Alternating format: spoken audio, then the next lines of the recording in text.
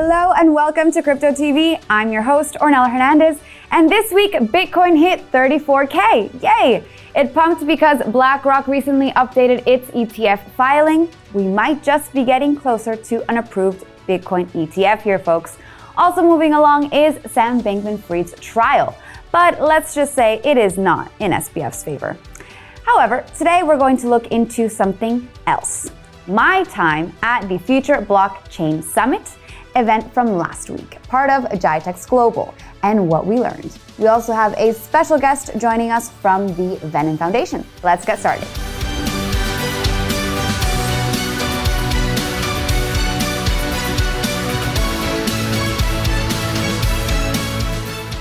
So last week, the Web3 TV team attended the Future Bockchain Summit event in Dubai.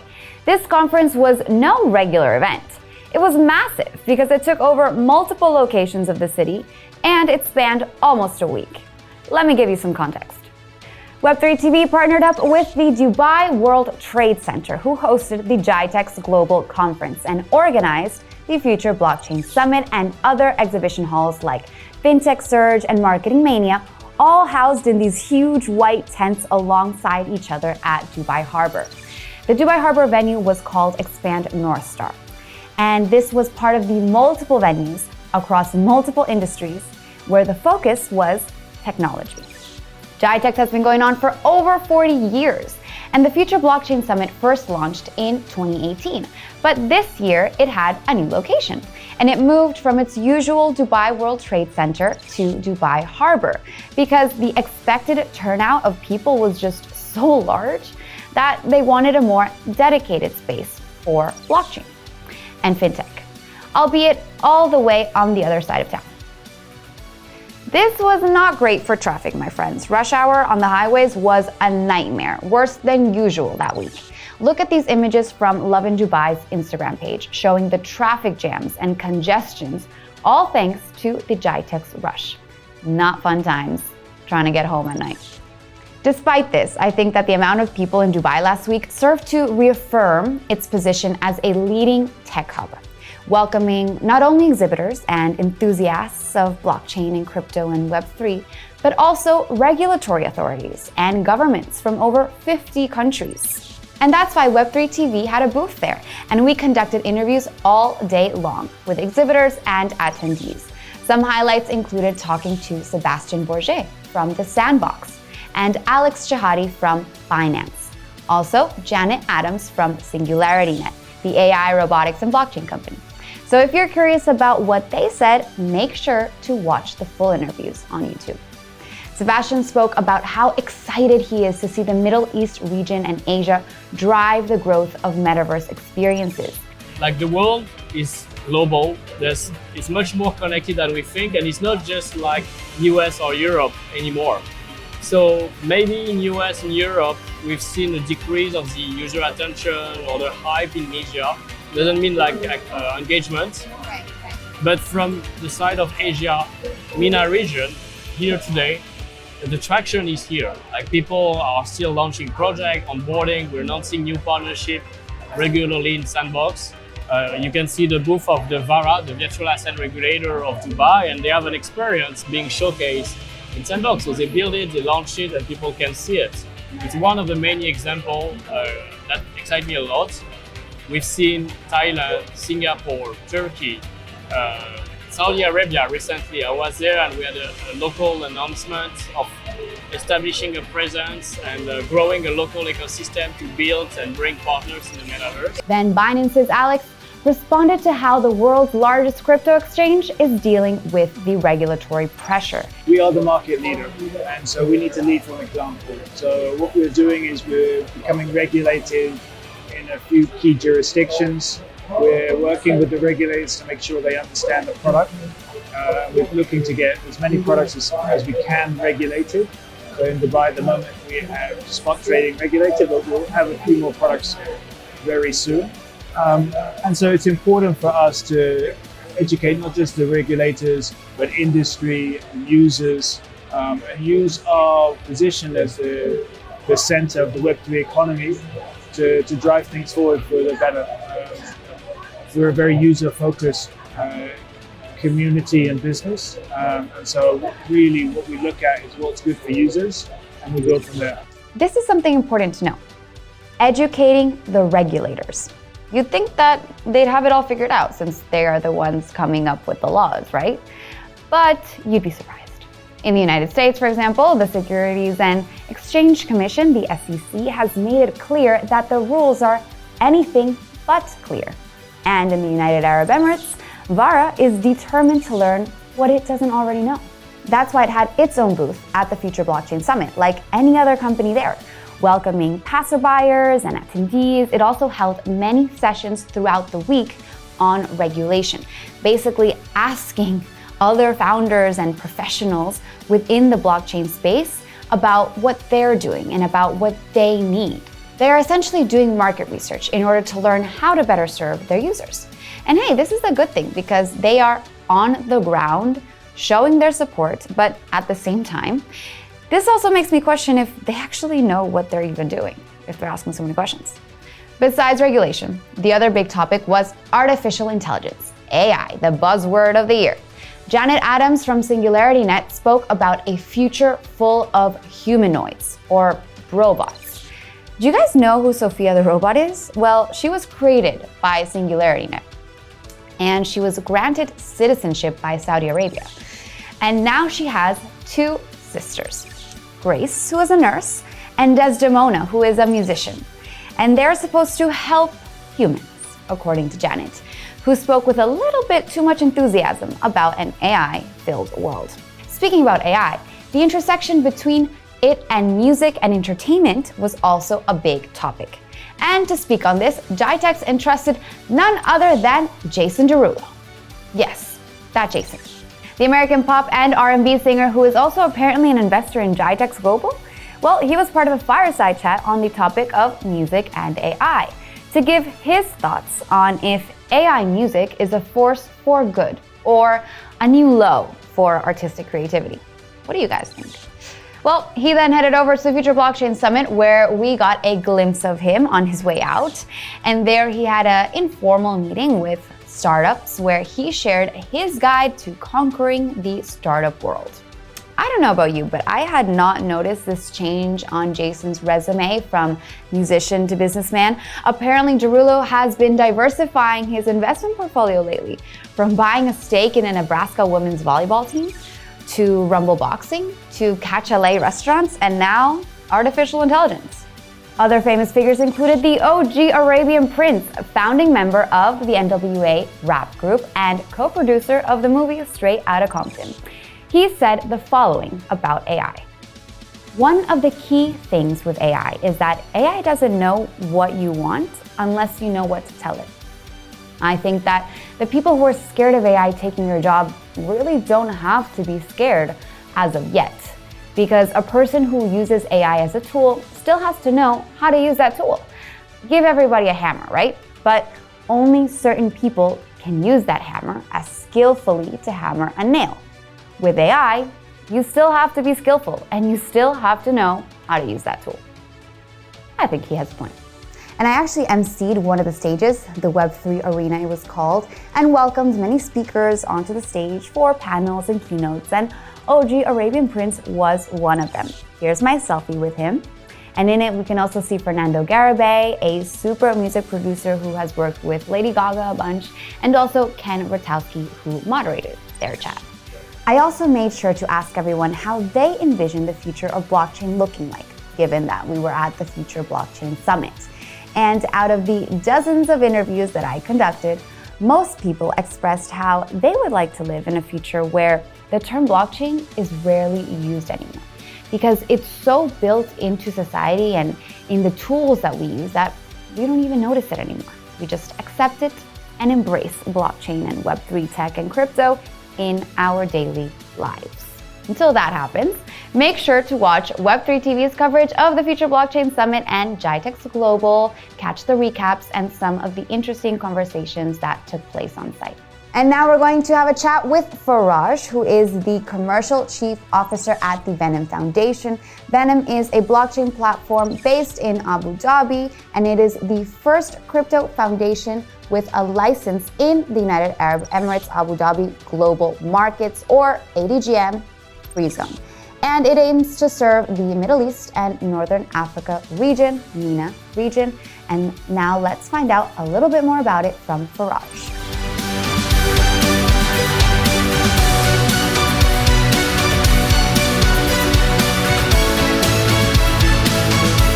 Today we're talking to Faraj, the Chief Commercial Officer at Venom Foundation based in Abu Dhabi. How are you today? Very good, nice, thank you. Thanks for inviting me. Yeah, thanks for joining me. First off, I wanted to just ask you how you're doing after the crazy Future Bockchain Summit and GITEX conference last week. I know we are still recovering from it, but I wanted to hear from you how your experience was.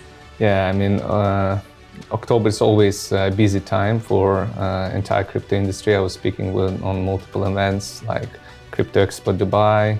There was a few other events like WOW Summit, and obviously Future Bockchain Summit was one of the best ones in terms of the participation.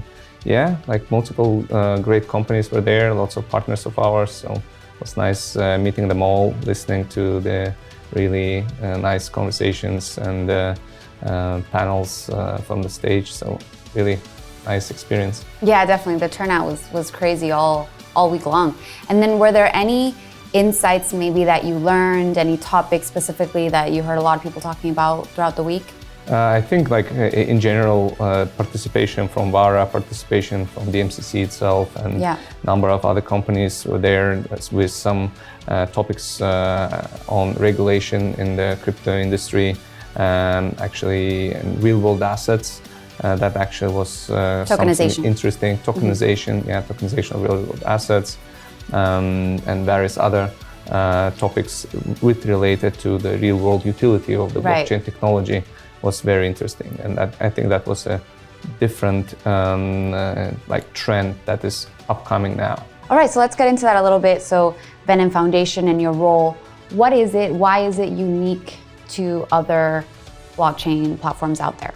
Yeah, so Venom Foundation stands like quite an interesting intersection of regulated and licensed chain with the focus on tokenization of real world assets, on bringing the like the mass adoption through the top-down approach, where we're in discussions with multiple governments across the world for stablecoin initiatives, for getting some initiatives with utilization of blockchain with the government structures, like for example, carbon credit tokenization. We have an MOU with UAE government for that. We're in discussions with a number of other countries for exactly the same, decentralized IDs. It could be utilized for insurance, for various other services, supply chain. So, and when this blockchain technology is introduced from the government side, the millions of users become the users of the blockchain. Right? So they have their own wallets, and then it could be easier to bring them into Web3, and their first contact will be with Venom Chain. That's why we're working very hard on getting the ecosystem running, so those millions of users will have something to play with, etc. Okay, so let's clarify something. Venom Foundation is based in Abu Dhabi, and it works closely with Abu Dhabi because it is licensed in ADGM, the Global Markets Free Zone, but it's not supported by the Abu Dhabi government. It is supported by Iceberg Capital, which is a private equity out of Abu Dhabi, and we are in good conversations with a number of entities from the space, both in Abu Dhabi and other regional like governments and also regional players. So we have a really nice support from all the players around the region, but also globally, with major institutions being our partners, etc. So, but as you said, yes, we are licensed in Abu Dhabi. We want to also bring a little bit of adult approach in terms of the regulation as well. Adult approach? What does that mean? In my opinion, the crypto was in a wild west before right? So there was a lot of things happening with companies not adhering to the rules, not adhering to the common principles of ethics and etc. And in my opinion, institutionalization of the crypto space will come through the regulation and through the adoption of the industry practices, standards, and also ethical behavior from all partners. No one in the industry and within our industry like what has happened to FTX or Luna, right? No. It damaged the industry like itself. And this has happened because there was lack of oversight from the regulatory bodies or some other bodies that had to oversee such transactions. Yeah. Right. So the trial is still ongoing with Sam Bankman-Fried. What do you think is going to happen? What would you hope to happen? I believe in general this case is a big should bring big changes to the industries. Right. All the major players in the field of crypto should look at it and understand that you have to build something like on a proper sound terms and grounds, right? And adhere to the regulation that is there, or work with regulators to make it happen. But whatever has happened with FTX is actually, if you look the court readings, it's beyond comprehension of even on the normal ethical or business standards point of view, right? So when you create like a sister company or you make it unliquidatable on your own chain, when you start entering the funds of your customers and utilizing it You're for referring to high risk. Alameda. I'm referring to Alameda. It's actually not the right way for an exchange to behave, right? Yes, we say this now, looking back. Correct. And at the same time, like I believe that with large institutions like BlackRock, Fidelity, and others, JP Morgan, Visa, MasterCard, and others coming into this space, joining this space, they will bring also with them like a solid business practices. They will come with some kind of understanding of solid business behavior, ethics, etc. And it might not be the regulation from the government that will come, but it will be like a different type of competition that crypto industry need to prepare themselves towards, right? Because they will come not only with proper financial backing, but also with some kind of way to make business in the right way in eyes of the government.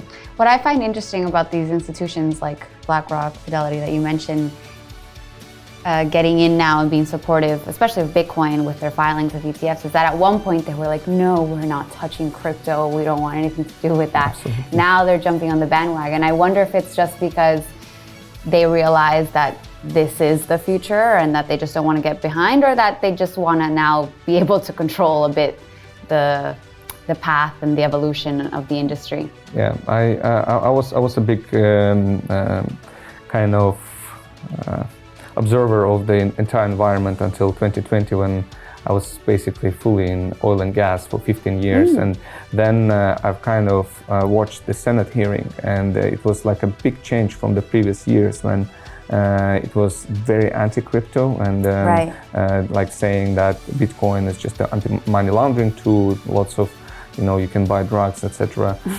with the Bitcoin, and that's the end or use of that cryptocurrency in general. So why we shouldn't ban you now? Like the big contrast in 2020, 2021 was that how we can make sure that USD stays as a central currency of the crypto ecosystem. How do we make sure it's transparent and works in a proper way? And now it's more about like how do we make that this new technology could be introduced in the finance in a proper way, right? And how it can actually be utilized to change the finance industry, to change the other industries like supply chain and some others.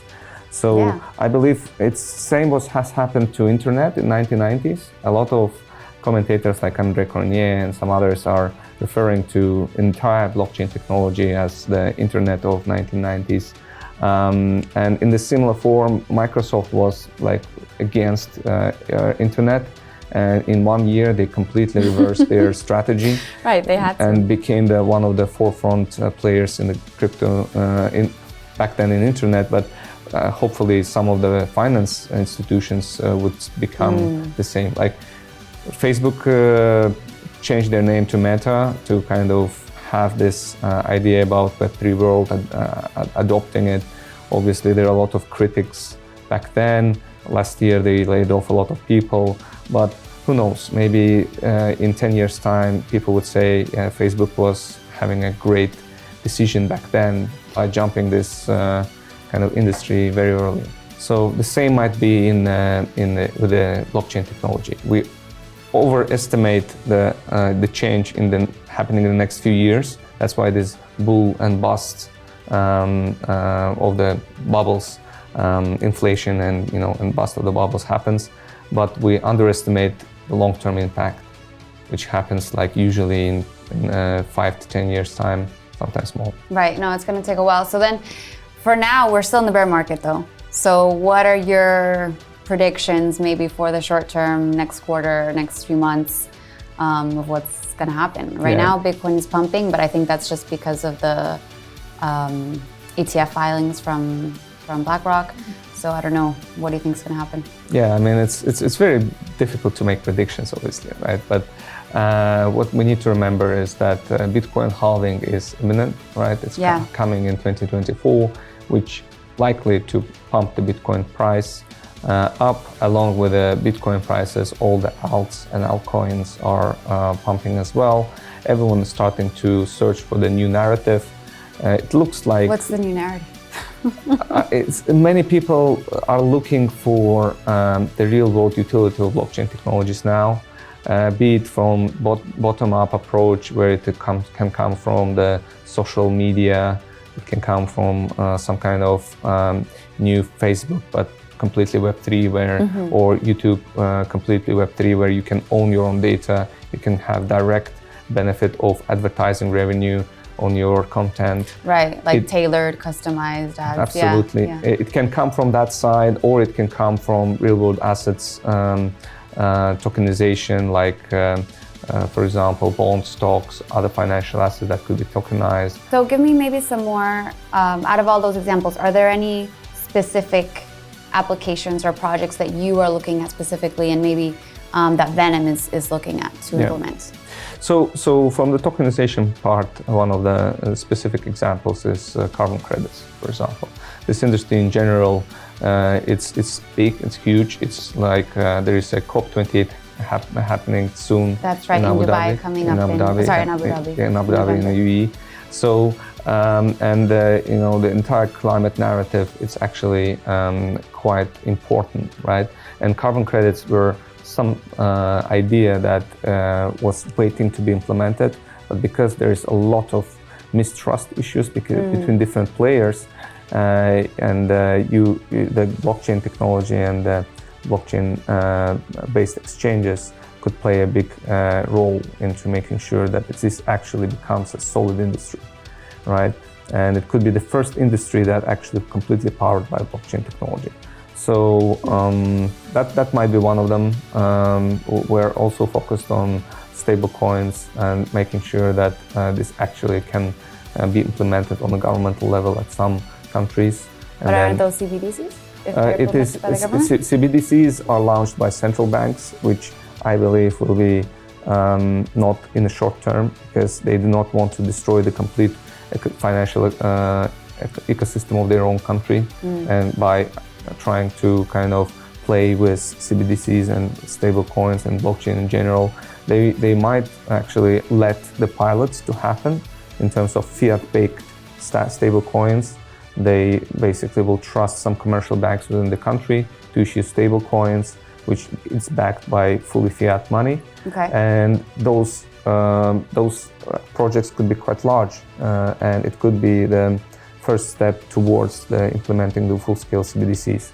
So, do you think that's a positive, though, for the industry? Like many people are afraid, of course, that government gets more control over the transactions and everything else. However, like any technology that eliminates barriers, eliminates third-party intermediaries, reduces the costs, reduces the time.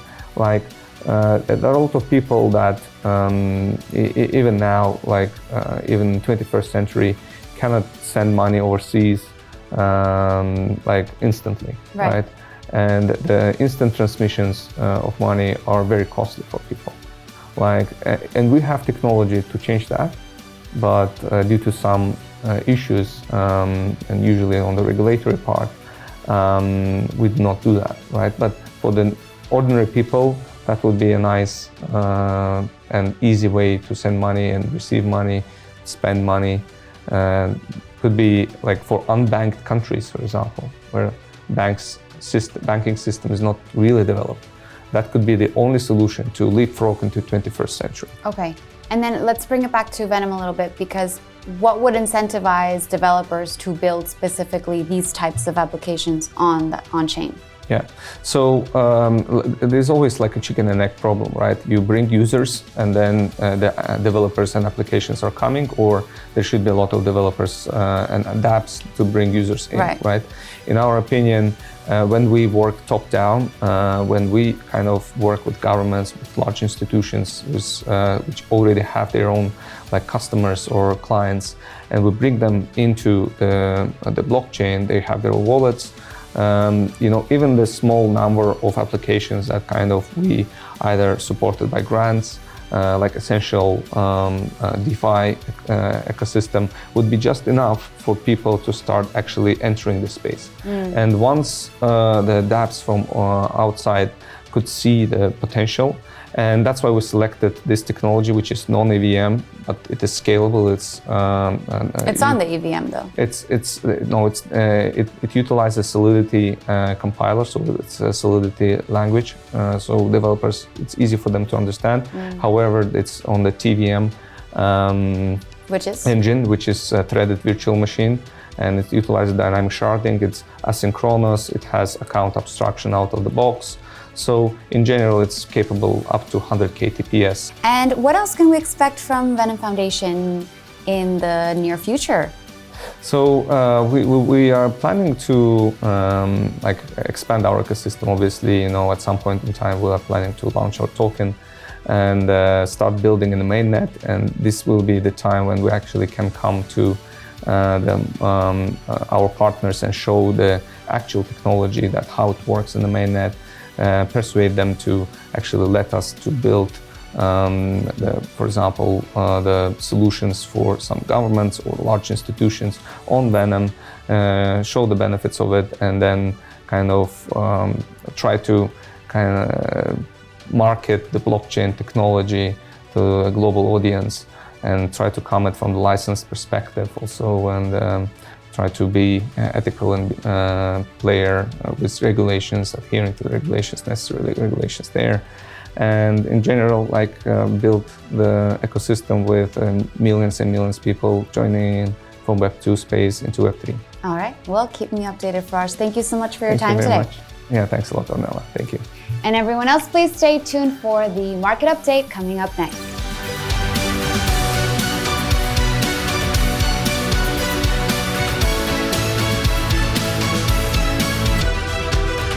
In the crypto market, BTC is up to $34,000 this week, ETH is also up at $1,823. Sol is up 37.76% this week, trading at $32.26, and Telegram's Toncoin is trading at $2.21. That's all for today, folks. Thank you for tuning in to this episode of CryptoTV.